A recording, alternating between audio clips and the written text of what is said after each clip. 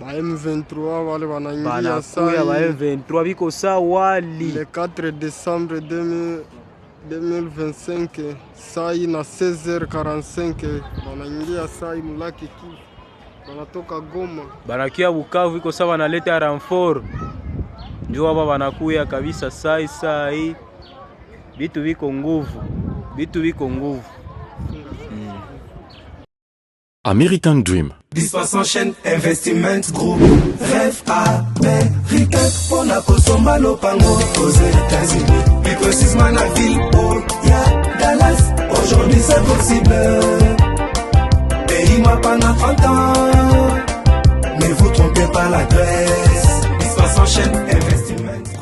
Voulez-vous acquérir une maison aux États-Unis? L'agence immobilière Dispensation Investment Group d'Elite Global, basée à Dallas, vous en donne l'opportunité. Il vous suffit de verser un acompte pour acquérir une propriété que vous payerez progressivement pendant 30 ans. Oui, vous avez bien entendu, pendant 30 ans. Contactez-nous au +1 737 420 84 24, au +1 469 720 60 93 ou au +1 737 548 51.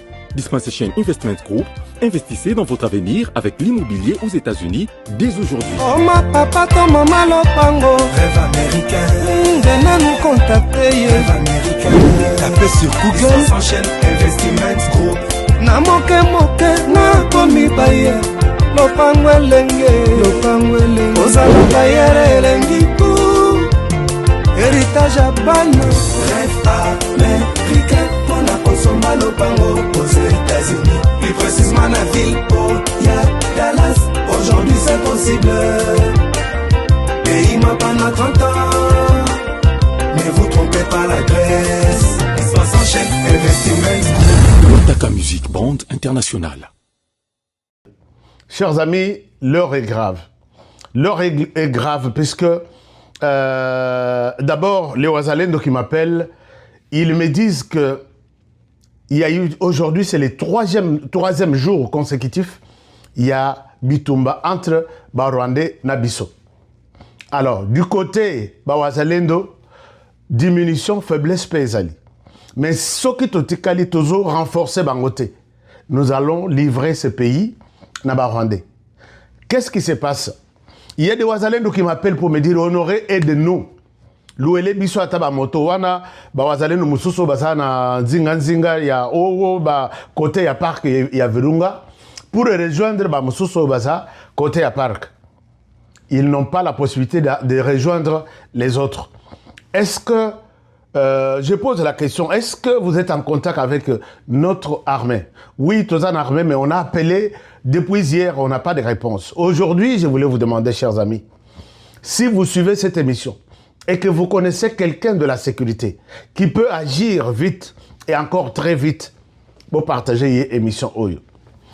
Je suis dans les alertes. Alerte Yaliboso, nous sommes attaqués par les Rwandais. Nous sommes attaqués par les Rwandais. Je vous donne une preuve. Les Rwandais ont installé des missiles, des armes lourdes côté Nabango. Ils bombardent côté Nabiso et RDC. Preuve, c'est dans cette image. Au Bango Moko Basali, pour que pendant qu'ils tentent de nous bombarder avec leur arme, Bazolo Banakinya Rwanda, la vidéo a été interprétée par mes personnes et ressources qui comprennent la langue Kinyarwanda. Atana Buru Yamakasi, ils comprennent de quoi ils sont en train de dire. Alors, regardez comment ils ont tenté avec leur premier missile vers la RDC. Alors, c'est pour vous dire que les Rwandais est en train de déclencher la guerre entre les Rwandais et la RDC. Regardez.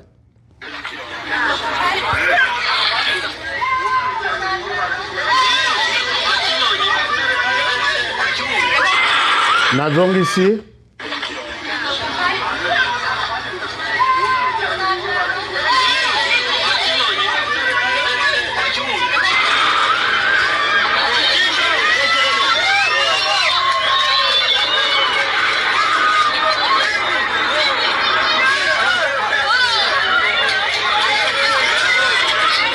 Siko boyoka maloba na bango.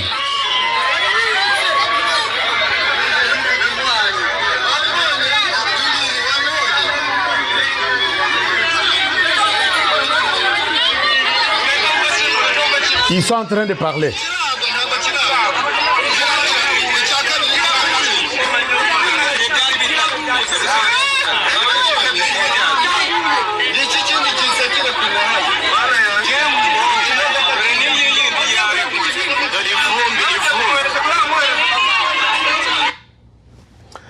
Chers amis, vous avez suivi qu'ils ont tenté leur missile depuis arme na bango depuis Somba Yango. Ils ont essayé ça sur la RDC.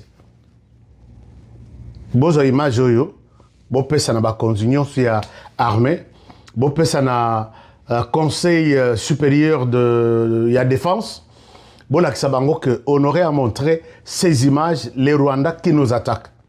Jusqu'à quand nous allons rester silencieux. Alerte à Liboso Yangwana. Donc, chers amis, faites un effort. Les Rwandais nous a attaqués. Quand ils disent en Kinyarwanda, ils expliquent que Oyo Tokosili Sabango, Oyo Bako résister, Biso Bango Bazana Ngamo na Bango, Bazotine Kamana Kota RDC. Biso Tozo image Oyo, Tozotine de la Yango, Batu Oyo Sutozana Bango en contact à Washington DC. C'est ça ce que nous voulons faire. La deuxième des choses, chers amis, les Rwandais est en train, ils ont traversé la RDC aujourd'hui, la nuit, ils sont maintenant à Port Goma, plus de 2000, ils ont renforcé na Bukavu, puisqu'ils ont compris que les Wazalendo sont en train d'avancer vers Bukavu. Et moi je me dis, Batu Yandengue wana bazana bateau Emmanuel, nan balongo Goma te. Je pense qu'ils vont quitter dans quelques minutes pour se rendre à Bukavu. Est-ce que Bako comme à Bukavu? Est-ce que Bako tika na katikati? Peut-être pour que basa la manœuvre mususu Bako tela na RDC bakende ndenge bazoka na bakende Kisangani? Je ne sais pas. Et ici, moi, je demande, qu'est-ce qui se passe avec nos forces armées? Chers amis, acceptez qu'on vous pose des questions puisque ça fait très mal. Avec les drones, l'espace aérien de la RDC contrôlé par la RDC, Naminito. Pourquoi ne pas prendre une décision? Il y a Kotouma Batunyo, soit dans bateau Emmanuel, Bazo Longo Kalate. Et quand ils vont quitter, je pourrais faire une vidéo que Bango ana balongo. Bazanano na port. Bazanano na port Yagoma. Alors, je vous ai dit que nous avons fait tout pour infiltrer ces gens. Toeba Makambo Bazo Sal. Pourquoi ne pas utiliser 2 bombes, 3 bombes, comme ça, na bateau Mobimba, et Koti Namaï. Et vous attendez qu'il quitte Goma, Tiba, Keiti na Bukavu. Qui a l'ordre de tirer? Moi, je reviens sur, puisque c'est une question qui nous pousse à nous poser beaucoup de questions, et on n'a pas de réponse. Il y a toujours la réaction qui arrive toujours en retard. Deuxième ou troisième alerte. On me fait état de l'armée rwandaise qui traverse du Rwanda vers l'île qu'on appelle l'île Wawa. L'île Wawa est entre les Rwandais, l'île Wawa, nous sommes sur le lac Kivu, l'île Wawa, et puis l'île il y a Idjui, et puis Bokomi côté Nabiso. Alors, ils sont dans cette île-là. Ils viennent avec des hors-bords, avec des canons rapides d'une manière générale. Ils s'arrêtent là. Et bazo kati sabaki no sala yoma na bazo planifier bazo anecto ba wazalendo nyonso bazana autour ya Idjui tout et bazo bango na eto bazana ilwana ya Wawa maintenant là. Est-ce que notre armée, vous les voyez aussi? Est-ce que vous les voyez aussi? Est-ce que vous suivez ces émissions? Je me pose des questions. Est-ce que peut-être par hasard, vous suivez ces émissions? Je pense que vous suivez ces émissions puisque si Nazaki Nandeko Moko Alobi, Honoré Olobaka Ozana ba preuve. Quand je dis ça, c'est pour que l'armée peut-être dise qu'il a menti. Vous avez aussi des communicateurs. Dites qu'Honoré Azosalaba alerte à Lukuta, il ne sait pas. Mais je suis en contact. Et d'ailleurs, ces gens-là m'appellent. Je vous ai dit que j'ai infiltré ces gens. J'ai vu notre frère qui me condamne, notre sœur qui me condamne puisqu'à Washington DC, je rencontre beaucoup de gens. Non, ne dis pas que tu les as infiltrés, ils pourront te faire du mal. Maman, la politique actuellement, et la politique, il y a chaise vide. Et la politique, il y a oche toche. Ce qui te dit, c'est que nous sommes avec vous. Ils doivent nous respecter. Yoki va salir loko à minuit, à 1h du matin. Na tongo na lebelian. Et ils sont informés que ceux qui sont salaires, ce monsieur, il est avec nous, on peut nous faire du mal à tout moment. Au lieu que laissez-moi dire ça, je sais pourquoi je l'ai dit et je sais pourquoi je l'ai fait. Mais je suis avec eux.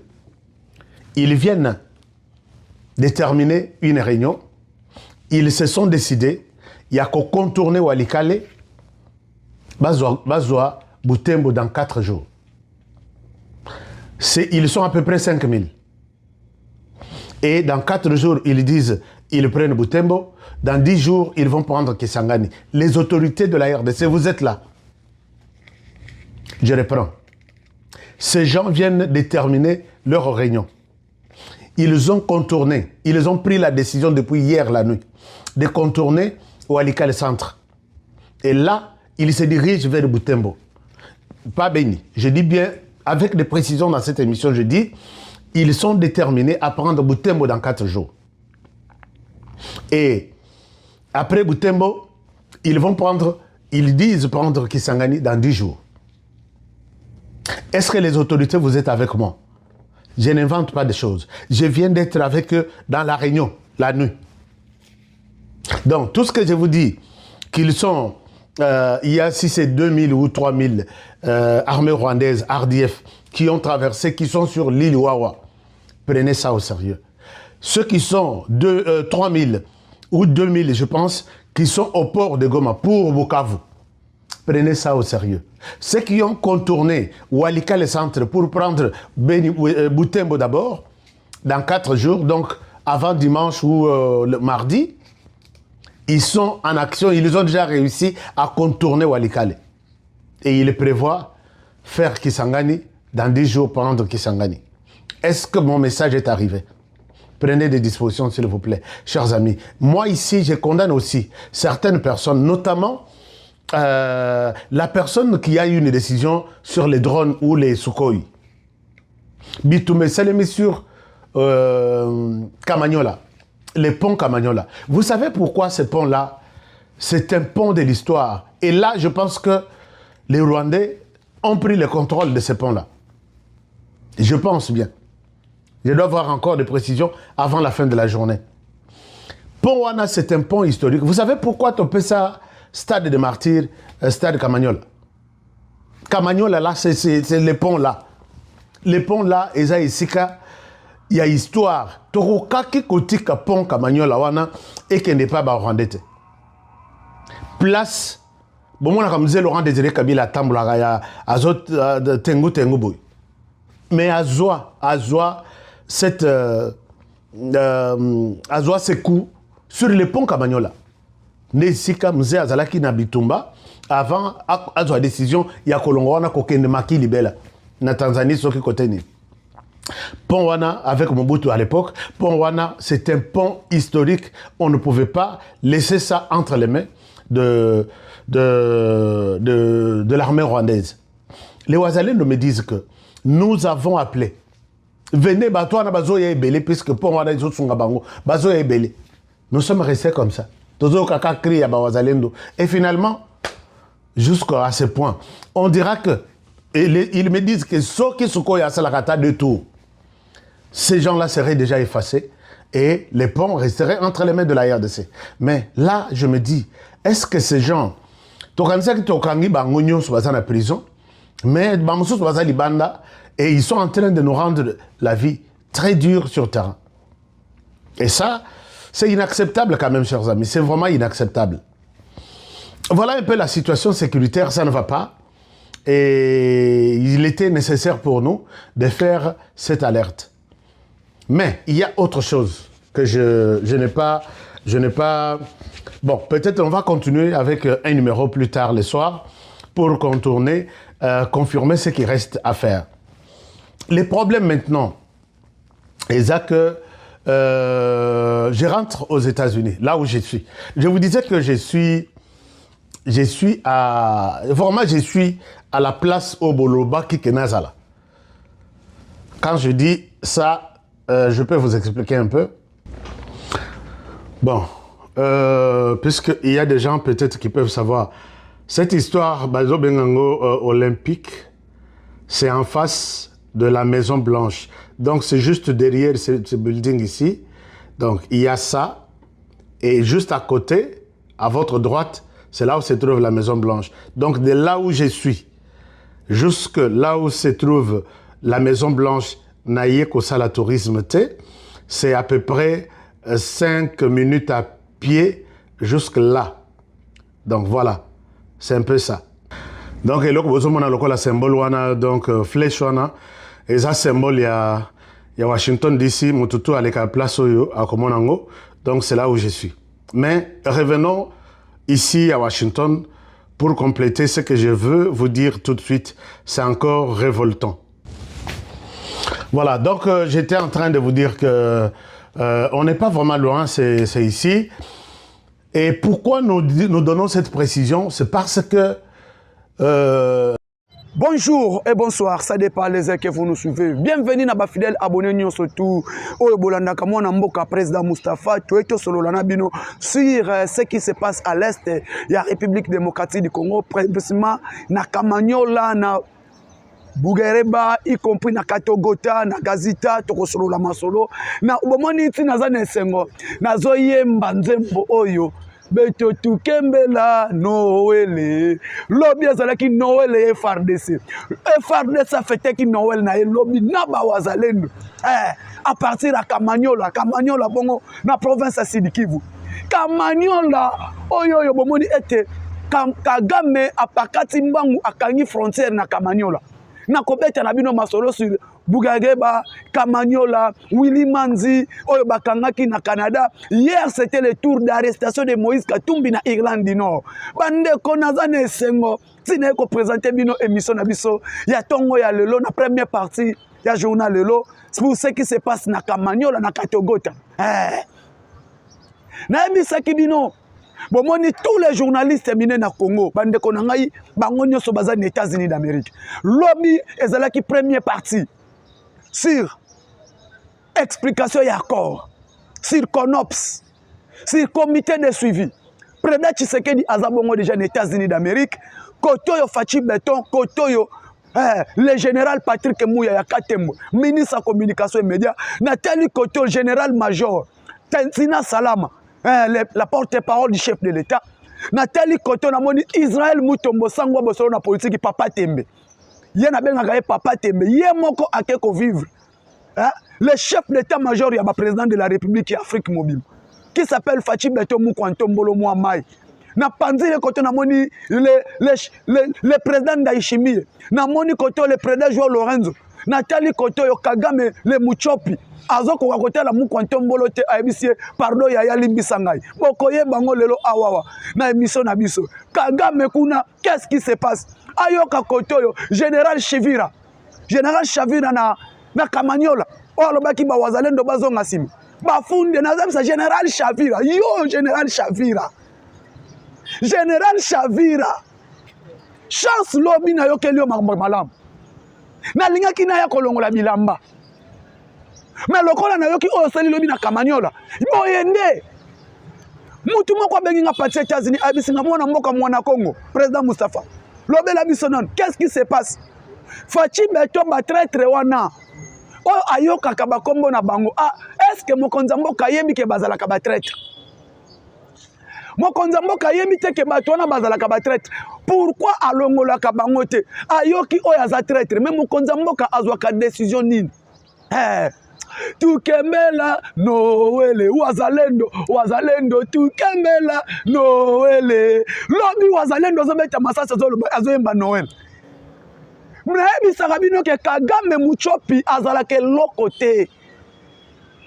Azalaka eloko te. Alongwe à États-Unis parce que Facha komagi na ine. Mokonzi mboka kombaki na iner accompagné de la très distinguée première dame mama ya lokumu Madame Denise Nyakero Tshisekedi. Nathalie première dame bakita na iner nyonso mpona koluka solution ya Congo.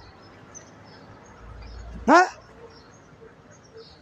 Iner di matin mokonzi uti azalaki na Serbie, Irlande du Nord. Kolongo zolongo Irlande du Nord tia comme en États-Unis, bekolo kraka ya Moïse Katumbi. Papa laki sa passeport no congolais alaka expiré. O passeport nini? Moïse Katumbi machapwe, Katumbi ramana chapwe. Bandeko. Tangu toyebisaka bango ke mokonzi azalaka moko. Bazalaka mibale te. Azali se ye moko. Azali se na mokonzi na ye na trône na ye. Azalaka ye moko. Mukwantombolo Muama Fachi Beto Silabilim. Le prédat le plus costaud du monde. Le prédat qui fait trembler l'Afrique. Voyons qui Madame Tina Salam. Trump a boy ko kende na réunion à G20 en Afrique du Sud. Pour attendre l'arrivée, est-ce que c'est vrai? Trump a tourné na Chiluba. Ichi kumuko na kene Chiluba. Sekadi sera là. Ba ebisi Trump azalaka muluba, boye bien. Tobenga kai fambuyi. Trump azalaka muluba matetete. Donald Trump à quelle réunion il y a G20 cité pour préparer à quel y a chef de l'État Mukwantombolo Fechi Béton à quelle réunion à G20 en Afrique du Sud Macron tout na boye Trump a été atala boye oya yete batala boye président moko ya Japon alobi nako yete na réunion à G20 président Israël alobi nako yete pona tala nanu est-ce que Tshisekedi ya kozala des États-Unis bato na boye Tshisekedi nanu a comité aza wapi babengi président Serbie ba ebisie président Serbie tuni bango est-ce que Fachi alongwe alobi alongwa ki awa aza wapi o musole bungi hein tala mwana mobali wana mwana ete Tshisekedi na mama mat aza terrible na ebisa bino Tshisekedi azalaka motema mabe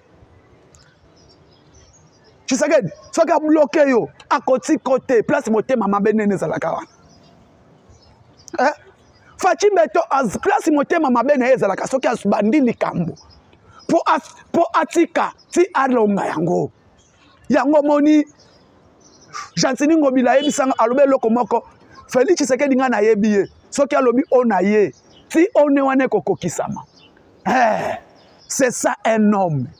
Il a dit la guerre de l'Est solution est à Rwanda.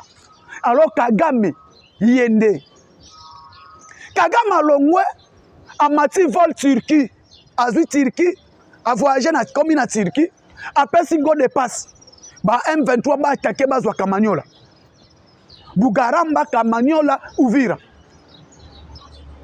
popesa bango poa na wasolo ya kanisa ki toke ko solo la o tozo ke ne entérinement ya accord l'accord a été déjà discuté na ba parti côté na biso tomona ki papa na biso André Wameso le gouverneur à banque centrale papa na biso Ntsumpu général Moubiayi AG ya ANR DG ya DGM ba tout ba travailler sur l'accord. Maman a mis sur la ministre des Affaires étrangères, lui n'est que relayer les informations quand on discute sur l'accord. Mais les gens qui ont travaillé sur l'accord, c'est Papa Tsumpu, Papa André Wameso qui a parlé, qui était concerné sur l'intégration économique, va discuter accord, to comme un entérinement. Bangomi Balé, Mouchopi, président rwandais, qui se l'a le Satana, le diable. Lui, il était aussi là. Jacquemin Chabani, ce sont des gens qui ont travaillé sur l'accord. Mouadiam Vita, officier va travailler sur la matière à sécurité. Et au moment où je vous parle, le CONOPS a été fixé. Maintenant, tu as commis entérinement à Bangomi Balé et à quand M23 Babima. C'est là où Kagame voulait, avant Eloko et Salama, frapper Bakota ouvrir. Ah, Bandeko. Place faire de sa fête qui Noël. Noël, Mbotama. Place fête qui Noël. Frapper Kamanyola, Bakoti Kamanyola. Lomi nango. Lunguto bazuna Kamanyola. Ko beta ma oba beta mi bandeko na ngai ba papa ba mama. kobetama nga bato balobaka soki ozoloba simbaka mwa moke mande fois epesa biso bien babetami na kamaniola tobandi kolanda bango batelemi na ngambo ya frontière bazo na ngambo ya frontière parce que selon le plan na bango so balobi bakotela par Uvira bayaka bakotela par Gobukavu bakota ti baya Uvira ils vont prendre route nationale baleka ekozala blocage pa na bango.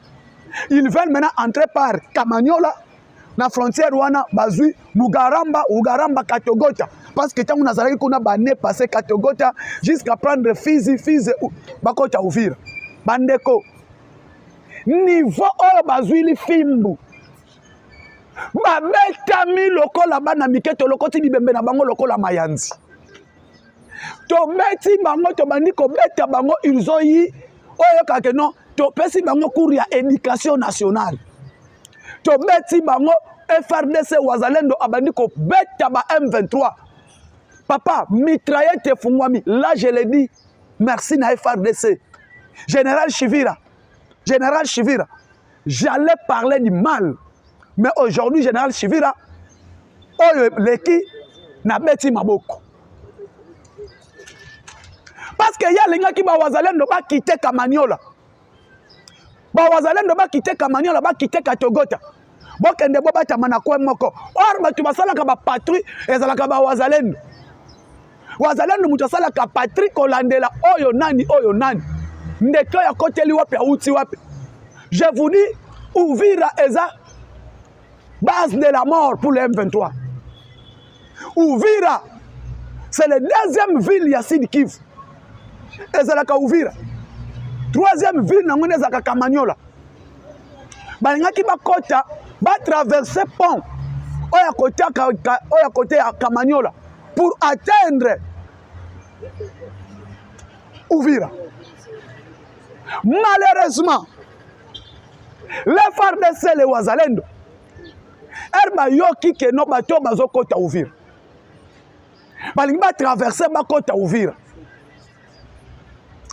armée na biso et matisaki nyonso likolo l'armée de l'air je parle de bien FARDC amatisaki armée de l'air amatisi ba hélicoptère amatisi ba Sukhoi amatisi ba drone amatisi ba ibu nyonso emataki tobandi kobeta bango na Uvira kuba o ligutu bazwi na Uvira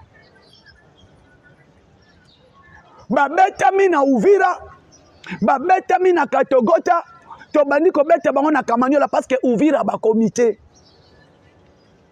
bakokoma na Uvira na ndenge nini général Chivira général Niembo Abdallah je vous appelle à la conscience général Niembo eza test na yo nga nazobenga yango Uvira Kamaniola Katogota Kazita eza bamboka oyo tolobi il faut que poudrier bango jusqu'à atteindre plein de Ruzizi to poudrier bango awawa je dis clair le président de la République ne dort pas tangu tobeti bango na Uvira tangu tobeti bango na Kamaniola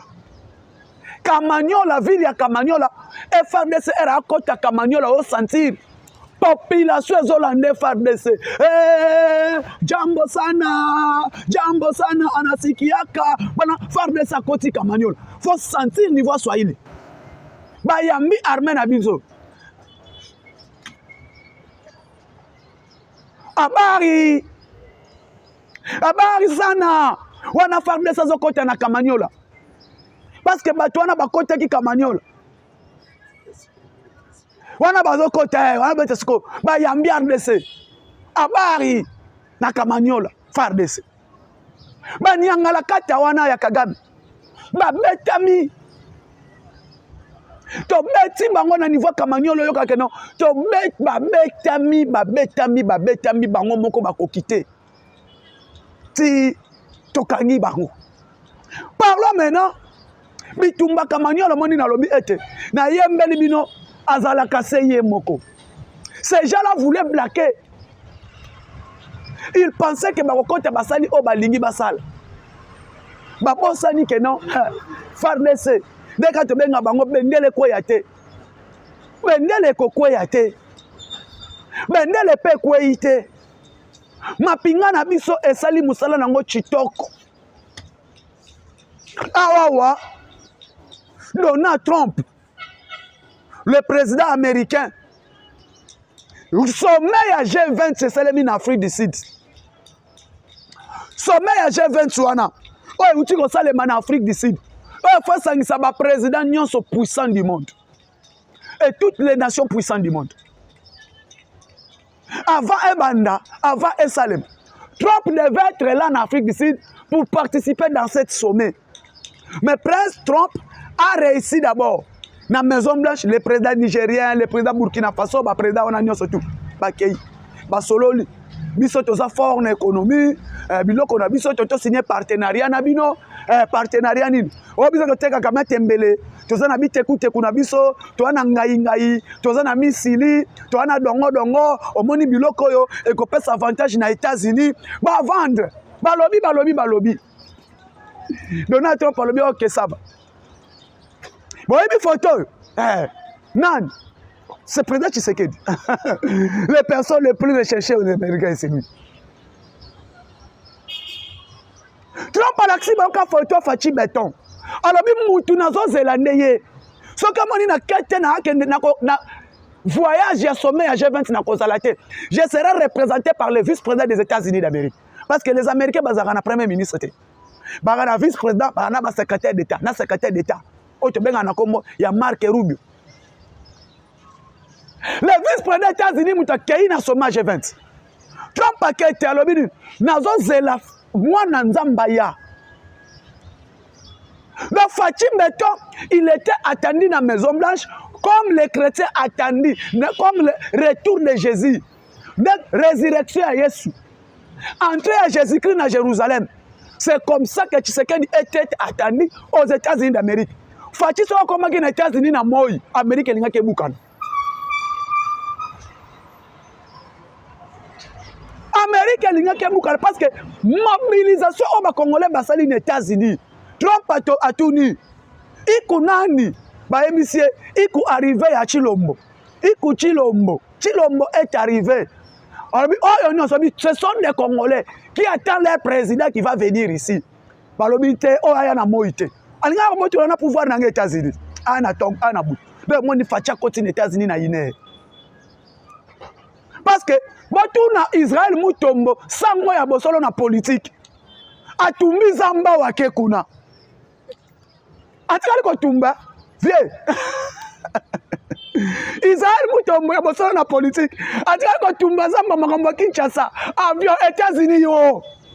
Kuna ke koto zambe tumba nani atumbi zamba nani wasango alobaki ba onye bobima kulutu namoni yo na HK Today namoni na vie na ngamu benga namoni Kalonji vraiment ce sont nos vieux qui ont fait un bon travail aux États-Unis d'Amérique ba kulutu obo sali musala aux États-Unis d'Amérique HK Today Kalonji vie na ngamu benga namoni vraiment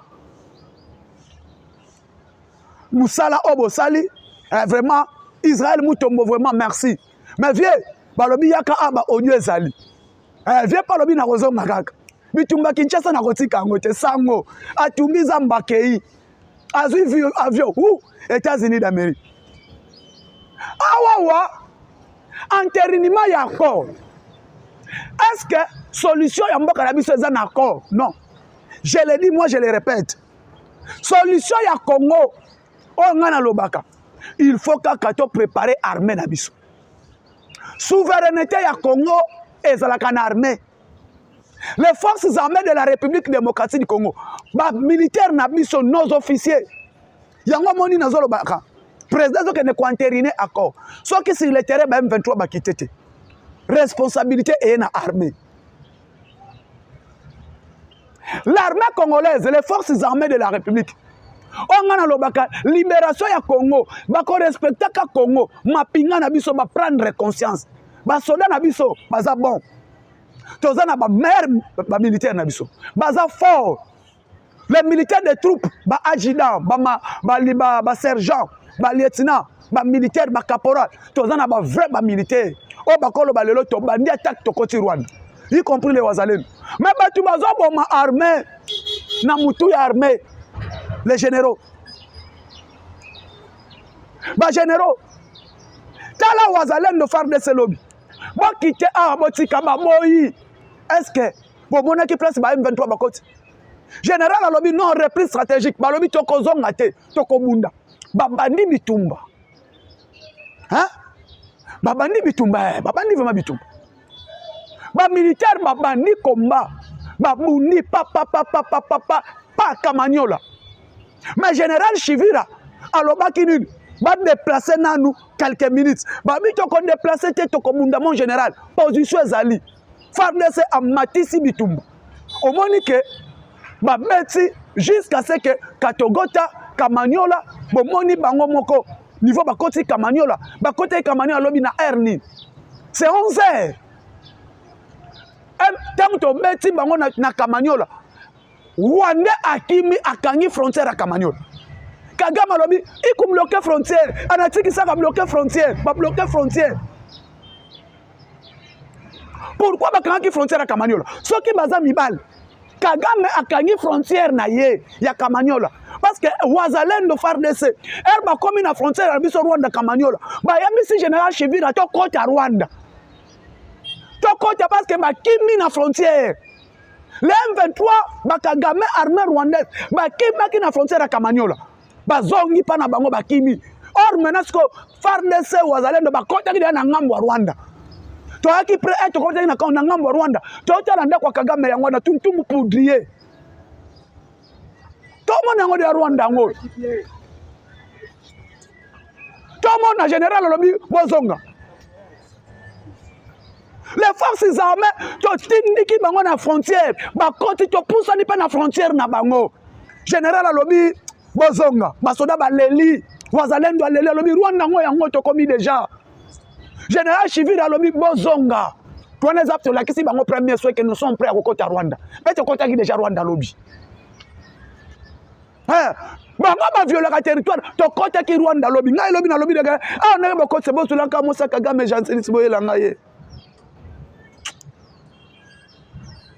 bazalaki wat wana ye pour konzina bango kuna na Washington alobi bokanga bazokanga frontière biso to na ngati ya ngambo Rwanda na Kamanyola to pesi bango premier soit ozongi na biso fallait to kota kula to zwaka kata Alex Kagame wana to ye na eti na RDC ayo sala prison aw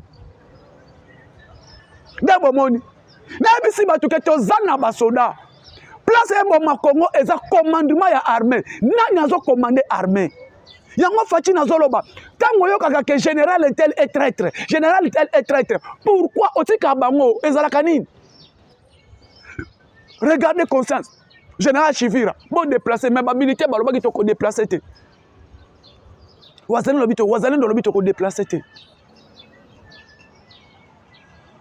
FARDC lobi te général to bundelao sukoyo général tango lobaki bon déplacer idée nezalaki nini pensez na ye ezalaki nini bomoni ke lobi FARDC azalaki conseil na Kamanyola est-ce que bakokaki babetami lokola mayanzi e général na bango na kufi colonel mibale na bango bakufi yango monaka ngai sile na lobaka na la police ville ya Kinshasa mais c'est le président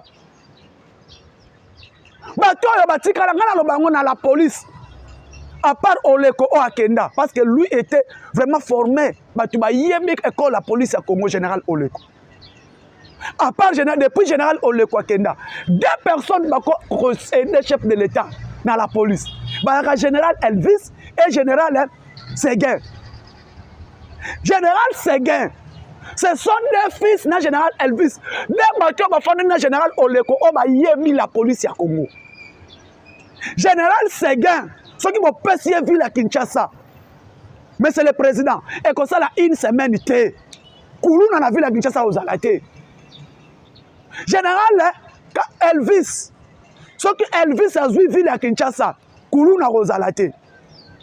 Elvis soki azwi commandement ya la police ya Congo, général Elvis soki azwi commandement ya la police ya Congo, général Seguin soki azwi commandement ya la police ya Kinshasa, les seules personnes qui peuvent discipliner la vie de Kinshasa, commandant na chauffeur, population, muto kon discipliner bango na la police, ezalaka général Seguin.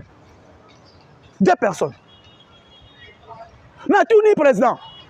Depuis on nomme la biso le général Somo Evariste. Est-ce que yo kasu na ngambo Nord Kivu, les M23 ont avancé? Oh na ngambo nini? Oh kasu na Walikale. Oh les M23 ont attaqué le territoire de Walikale. Ba ko kasu te pourquoi? Ozula bango mutu aza ndande ya solo o ako trahira kate. Général Somo Evariste. Omona ka bongo bomona baka batay moko na ba général Kabikiriza baza Somo bato ami ba général amikuse wana apumbwa kalikolo asimbi munduka zobete. Omona akeka na Walikale atelemi alebisi bango na alongwa na yoka son. Na yoka son. Mustafa Rikinzati atkufit. Ndeka fachi omoko zali ero komi na Irlande du Nord. Olongwa kabo na siko. Moïse Katumbi arrêté. Na Irlande du Nord. Ah bon ebite ha botuna. Pendant que vous avez un accord, arrêtez na Irlande, ba boto les passeports, personne n'a gâté en Angleterre. Na Royaume-Uni, moi je retourne au sur le coloté. Passeport est expiré. Battez la boy passeport ni. Oh je suis congolais, montez votre passeport. Pas passeport congolais, attaquez mon passeport Zambie. Caché au côté sous Angleterre, Royaume-Uni mobimba, Grande-Bretagne, Irlande, Écosse, Pays de Galles, Angleterre, Angleterre, tout. Moïse, c'est interdit. Moïse, Olivier Kamita, tout, équipe, net tout. Baza interdit en Angleterre, en Grande-Bretagne. Voilà, Bandeko, Banamboka, quand je le dis, aujourd'hui, peuple congolais est lokomoko. Même Batutozo Lukabangwan. La police y a Congo pour mener des réformes. Batouana Natangi. La police, parce que l'un des premiers policiers à Congo, c'est le général Oleko. Le général Oleko, à travers le général Patience, à travers le général Seguin, à travers le général Elvis. Alors, pour ça, la réforme à la police, récupération, recrutement à la police fait à zéro. Tel niveau, roulage. Mikolo, ba roulage ba ba peser ba ba nini rouge wan. O mande ba kanga ba roulage. Comment un policier, il faut faire un mutu. O makambo ba ko makanamir. Police, o bien na verbe poli, mutu aza indiqué. D'abord un policier garde civil, mutu aza vraiment civil face à la mutu aza mayele atangi mutu ayekoli. Regardez le comportement de nos policiers aujourd'hui. Comportement ya ba policier na biso ya lelo. Est-ce que ezo ko vendre pays, tu ezo détruire pays? Parce que des personnalités ceux qui muta uti mboka mupaya koti. O ayemba ka mboko yo eza bien. C'est la qualité ya la police, na baje ya DG mbaza na frontière. Bato balakisaka image ya pays. Voilà maintenant. Bon ça la étude comparatif. Il y a la police ya Congo. Surtout à Kinshasa, à l'époque où on les gérait la ville. Na l'époque où il y a les lots. Toujours qu'il y a un internement accord. Mais c'est le président Bitumbesi l'accord que ont signé. Et les autres recruter, reprendre, recyclage à la police. Il faut que non. N'ayez qu'à vous bâtir mbongo na bango. Année prochaine, sous mbongo na bango zomat. Bah comme on a 800 000, 1 million. Mais il faut la police de qualité. Les lots vides à Kinshasa. Nous devons vivre une insécurité grandissante dans la vie de Kinshasa ici. Est-ce que nous avons des policiers? Verbe policier est un verbe poli. Muto aza muto mayele ayebi kokoma atangi ayekoli. Police a Congo comme sur kangyo infraction ni vagabondage. Donc bango baye baswelo comme soute vagabondage. Quel niveau? Roulage à Kangi Mutuka. A tout permis, document, est normal. Permis, ezali. atuni carte ezali assurance ezali clic ezali biloko nyonso atuni ezali na suka alobi tia pembeni atuna visa Schengen